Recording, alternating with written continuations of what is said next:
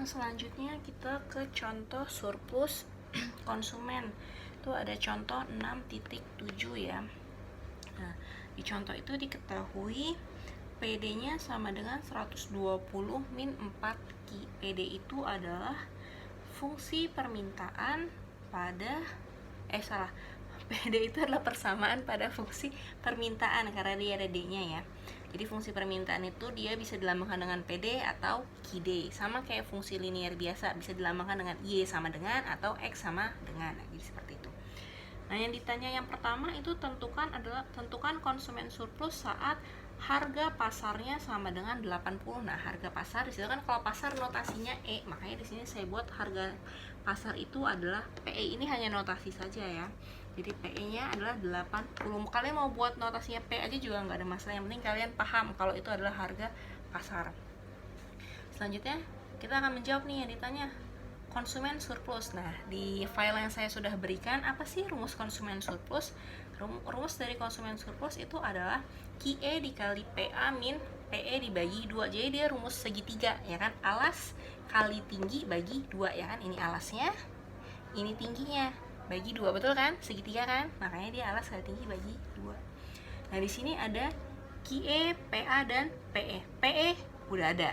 QE sama PA-nya belum ada. Kita cari dulu nih QE-nya.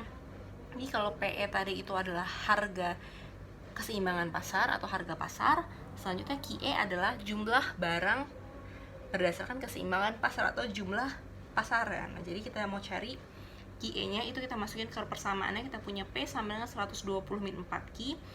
P-nya berapa? P yang diketahui adalah 80. Jadi 80 sama 120 min 4 Ki, sehingga 4 Ki sama dengan 40 dan QE-nya kita punya sama dengan 10. Nah, di sini saya tambahin ada Ki maksimum. Nah, Ki maksimum tadi nyarinya udah ada ya.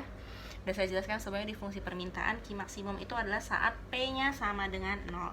Jadi kalau P-nya 0, maka Ki-nya kita punya 30. Nah, selanjutnya QE sudah ada. Kita mau mencari PA. PA itu adalah harga maksimum pada saat Ki sama dengan 0. Jadi PA sama dengan 120 min 4 Ki. Sehingga PA-nya itu adalah Ki-nya kita ganti 0, jadi PA-nya sama dengan 120. QE udah ada, PA udah ada. Nah, selanjutnya kita bisa mencari surplusnya. Nah, ini surplusnya itu rumusnya kita masukkan. Jadi QE-nya kita ganti dengan 10 dikali 120 dikurang 80 dibagi 2, sehingga kita punya konsumen surplusnya adalah sebesar 200. Nah, selanjutnya bagaimana cara menggambarnya? Nah, cara menggambarnya sama seperti dengan fungsi permintaan, cuman tinggal ditambah dengan titik keseimbangannya sehingga gambarnya bisa kita arsir segitiganya. Nah, di sini kita punya nih gambar-gambar yang bersesuaian. Jadi kalau yang di sini kan yang keterkaitan kan adalah QE, PA dan PE. Kita harus punya dulu nih QE-nya. QE-nya ini ya 10 ya kan? QE-nya 10, PE-nya 80, sehingga di sini ada titiknya nih. Kalau dihubungkan ini maaf titiknya mengot. Jadi titiknya harusnya tegak lurus. Jadi E ini titiknya kita punya Q-nya 10 dan P-nya 8. Ingat susunannya Q, P. Kalau di koordinat kartesius biasa kan kita biasanya pakai X, Y ya. Jadi kalau di fungsi ekonomi ini X digantikan dengan Q dan Y digantikan dengan P. Makanya di sininya Q dan di sininya P. Jadi jangan bingung.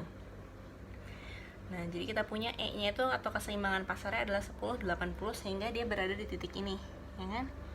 Tinggal ditarik aja garisnya E ini ya, P-nya 80 ke E. Jadi kita punya gambar segitiga atasnya itu adalah konsumen surplusnya sama dengan 200-nya 120 kita dapat dari sini, 30 kita dapat dari sini. Jadi seperti itu.